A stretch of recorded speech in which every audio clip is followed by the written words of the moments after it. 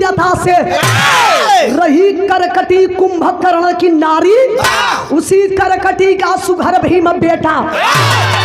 कहा बाप दादा हमारे है माता, जमाने से दिल में है अरमा समेटा।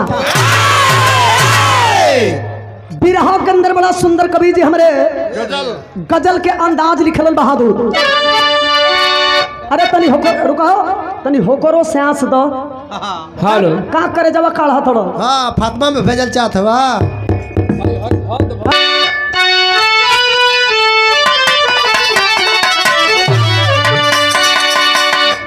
बिरहा के अंदर कवि जी हमारे गजल के अंदाज लिखल। क्या इशारा है कवि का? अरे बजा दे श्याम, अरे बजा दे श्याम बसुरिया तो मजा आ जाए। बजा दे श्याम बसुरिया तो मजा।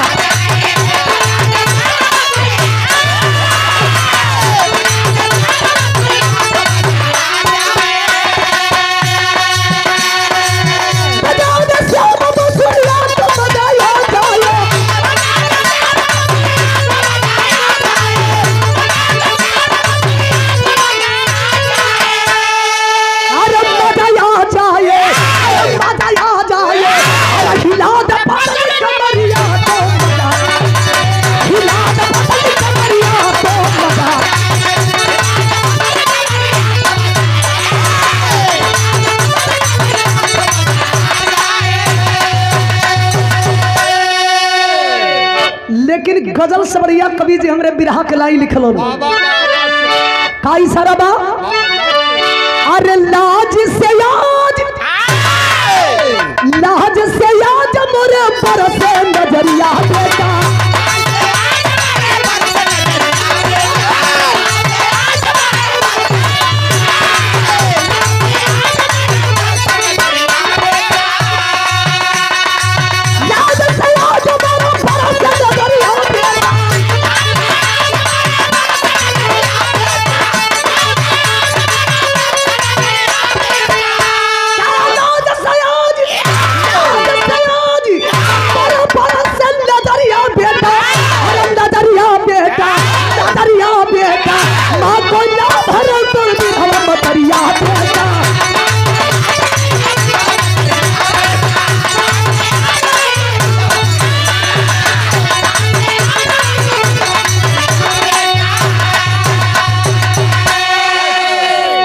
लाज से आज मोरे बरसे नजरिया बेटा, माँ कोई ला भरल तोर विधवा मतरिया बेटा। कहानी के शुरुआत हो गई। कहानी कैसन बा मास्टर?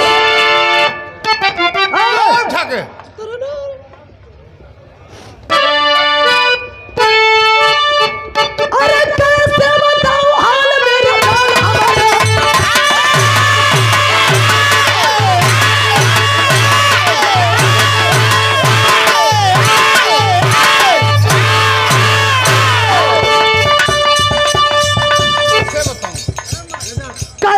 बताऊं हाली,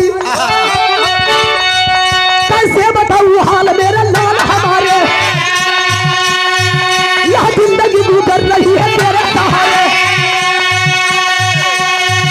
पिता थे तेरे कुंभकर्ण रावण का भाई, रघुबर के हाथों हो गई है जिनकी सफाई। तुम ही नहीं बचोगे नसीबी में बचा, तुम ही नहीं बचोगे नसीबी में बचा। अकल में भजन की तुम्हें छोड़ के लगा।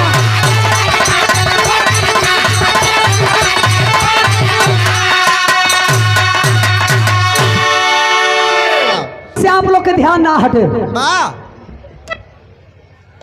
जितना भैया चाचा लोग बैठल बनी, आपको याद होगा लोग बतावे कि रावण के खानदान में 1 लाख बेटा 1.25 लाख नाती। अता ही घरे दिया ना बाती। जब राम रावण में लड़ाई चल रहा था तो रावण के खानदान के सारे वीर मारे जा चुके थे। लेकिन आज इस बिरहा से मैं साबित करूंगी कि उस परिवार में एक बेटा जिंदा था। रावण का भाई जिसका नाम बताया गया कुंभकर्ण। कुंभकर्ण के दुल्हन के नाम बतावल गई करकटी। करकटी का एक बेटा है जिस बेटे का नाम बड़ा प्यार से रखी है भीमसेन।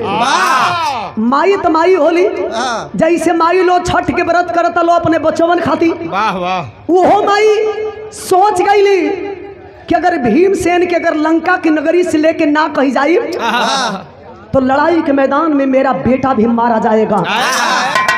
करकटी अपने बेटे को आंचल में छिपा करके लंका की नगरी से भाग करके कहीं जा करके दूसरे जगह दिन के बितावे लगली।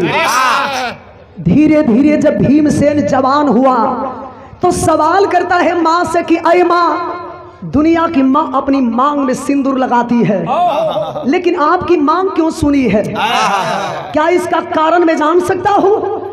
करकटी कहती है कि नहीं बेटा, मैं नहीं बता पाऊंगी। भीमसेन कहा कि नहीं बता पाओगी तो तेरा बेटा तुमसे वादा करता है कि जब तक बता नहीं देती ये तेरा बेटा अनतोन इस शरीर के अंदर पानी जाने नहीं देगा।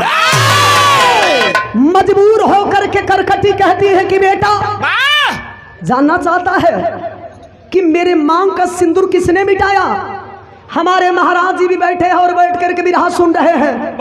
बता रही है करकटी कि मेरी मांग का सिंदूर मिटाने वाला कोई और नहीं, दुनिया के लोग जिसे भगवान कहते हैं, मेरे मांग का सिंदूर मिटाने वाला कोई और नहीं बल्कि भगवान राम है।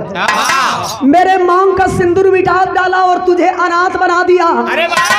भीमसेन सुनलन के मेरे माई के मांग के सिंदूर मिटावे वाला कोई और ही ना भगवान राम हवन। तब बदला लेवे खातिर कैलन का बिरहा में गीत लगल बहादुर।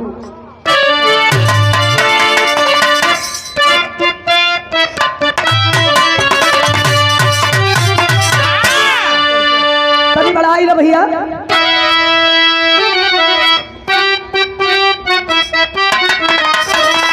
पहले के जमाना में गीत के हमरे चाचा दादा लोग आई कैसे, अरे माता हो लाला नवा बेटा,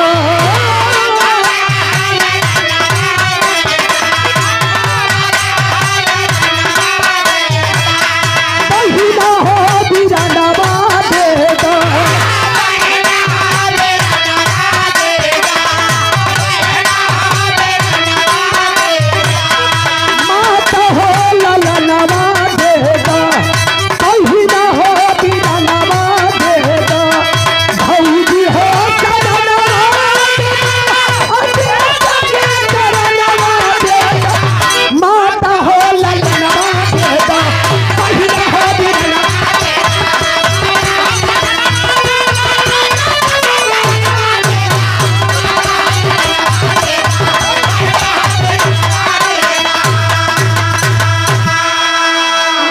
आखिरकार एक बेटा अपनी बाप की मर्यादा बचाने के लिए और बदला लेने के लिए मन में ठान लिया कि इस धरती पे अगर तेरा लाल जिंदा रहेगा तो इसी तलवार से भगवान राम की गर्दन काटेगा।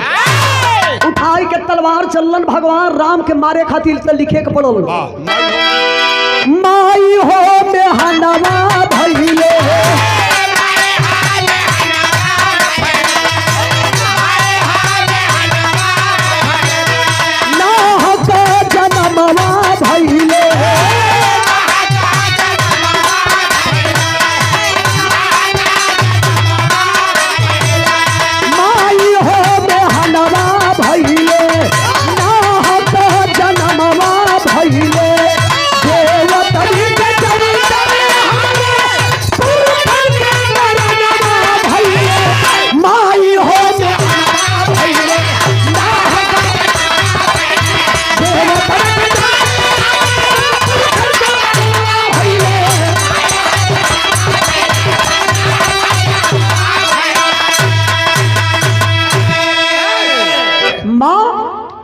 तेरा बेटा तुझसे वादा करता है कि इस दुनिया में तेरा बेटा जिंदा रहेगा तो भगवान राम की गर्दन काटेगा। करकटी कहती है कि बेटा भी नादान हो, भगवान राम से मुकाबला नहीं कर सकते, लेकिन भीमसेन माना नहीं करता है। क्या घोर तपस्या घोर तपस्या बनवा जाके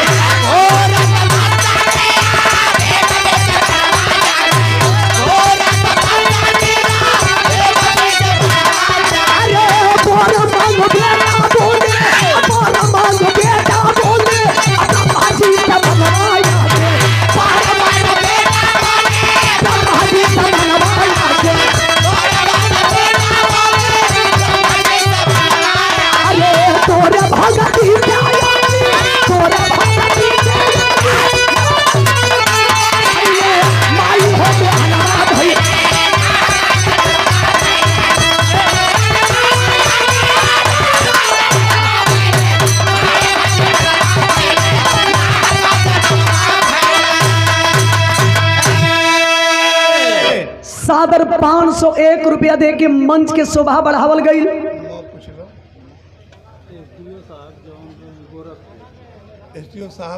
सौभाग्य बा कि हमारे एसडीओ साहब गोरखपुर के पावन धरती से मंच पर बैठ के बिरहा सुनतनी और 500 रुपया दे के हौसला बढ़ौले बनी। एक बार जोरदार ताली बजे के चाहिए।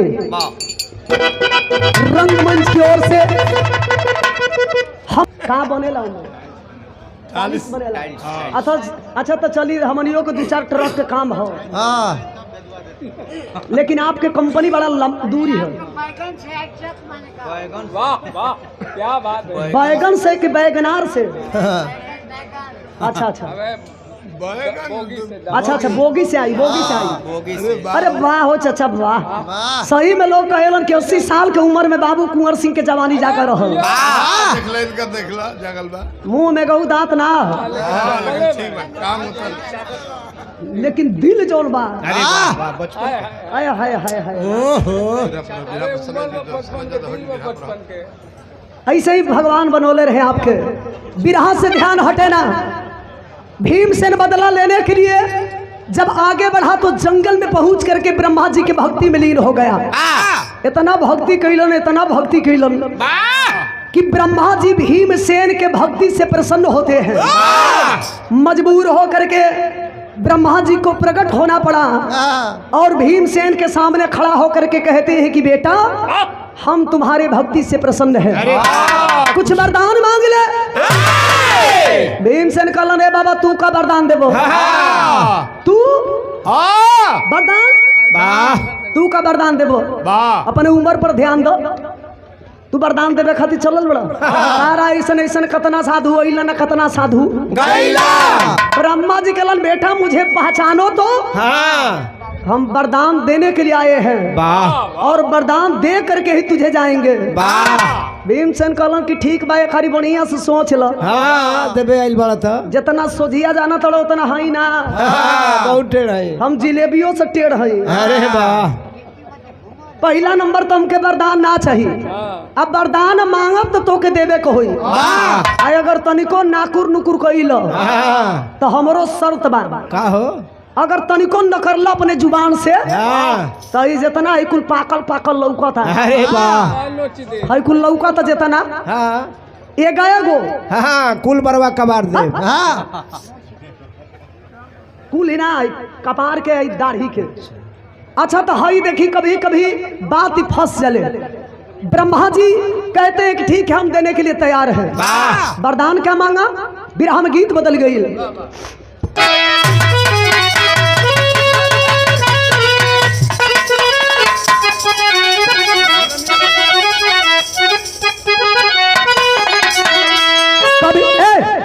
कभी कभी पुरानो चीज बड़ा मजा देला। जैसे में हो भैया। जैसे में लोग प्रतोक देला लो कि पुरान चाउर होखे। पुरान गुड़ होखे। अब पुरान सिरका होखे। पुरान मेहरारू उखाड़ दे कहियो पोखरवा हो। के ना खइला भैया। तो हेने हाथ ना देखौनी न तो शरीर अपने गरम हो। तो पहले के जमाना में गीत के हमारे चाचा दादा लोग करेजा सकाई कैसे बहादुर।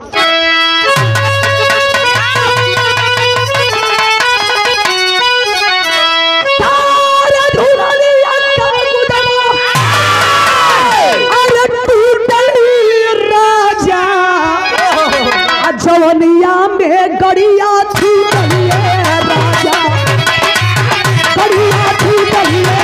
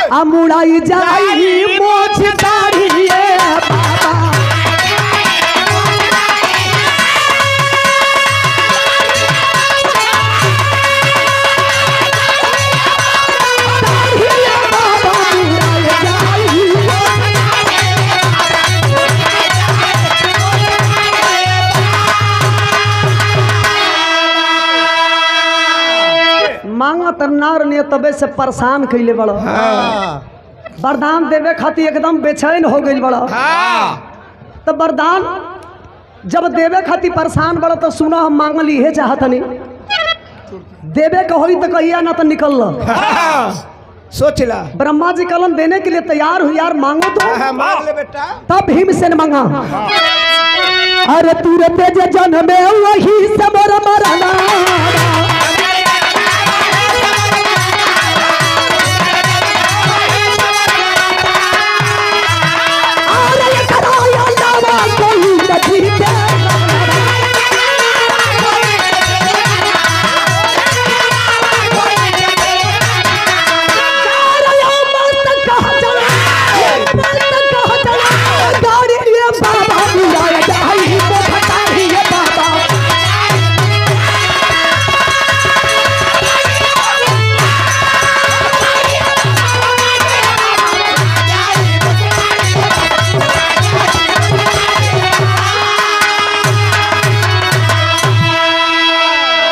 वरदान ये दे के धरती पर जो लड़का जन्म ली उहे हमके मारी और ना तो कोनो माई के लाल में इतना दम ना होके कि ये बेटा के डिगा सके ये बेटा के गाटा पकड़े वाला कोनो माई के लाल में दम ना होके ब्रह्मा जी कल ना मांगा तरल आई जवन हपच के मांग दिलस अगर वरदान दे दे तो ठीक हो अगर ना दे तो कहले बा कि उखाड़ा बराबा बुढ़ापा के शरीर हो अगर एगो बार जो उखड़ल चाम सहिते आ जाई साला बुढ़ापा बेकार हो जाए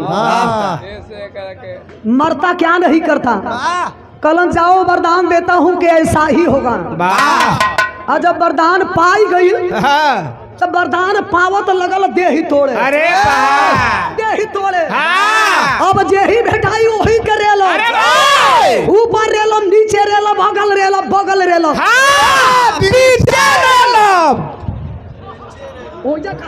मिर्च लोकवा में तो फरियाई के बोला कल अब जेही भेटाई वही के ठेकाई वाह देवता लोग के तो परेशान कर दे बीच में बाई चांस अगर देवियाई लो भेटा गई लो तो लोग के सिस्टम दूसर है अरे वाह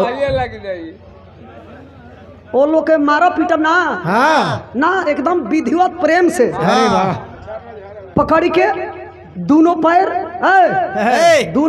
पकड़ के एकदम विधिवत इज्जत मान सम्मान से ले जाके खम्भा में कैसे लटका दे माने तू तो जानल चाहत कि कैसे लटकल बालो भाई माने दोनों पैर उठाई के आ ले जाके खम्भा में लटकाई के अरे वाह एकदम विधिवत अच्छा तो वरदान जब मिल गई तो देखा बिरहा में कवि जी टेरी लिखत हो तने यही आस खोला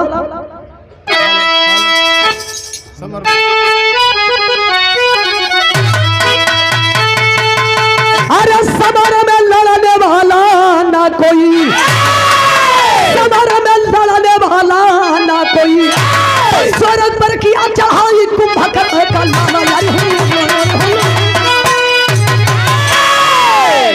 समर में लड़ने वाला ना कोई स्वर्ग पर किया चढ़ाई कुंभकर्ण का लाला समर में लड़ने वाला ना कोई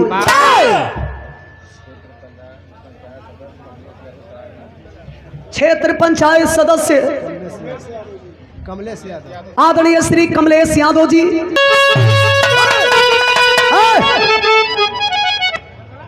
आधा पेट के खाई ला जवानी पर के मोरल बड़ा खड़ेला साला इस जवानिये रही के का हुई एक गीत के स्वर्गीय रामदेव गुरु जी जवानी के आलम में गाई बिरहा में चौलरिया लिखे गई बहादुर आई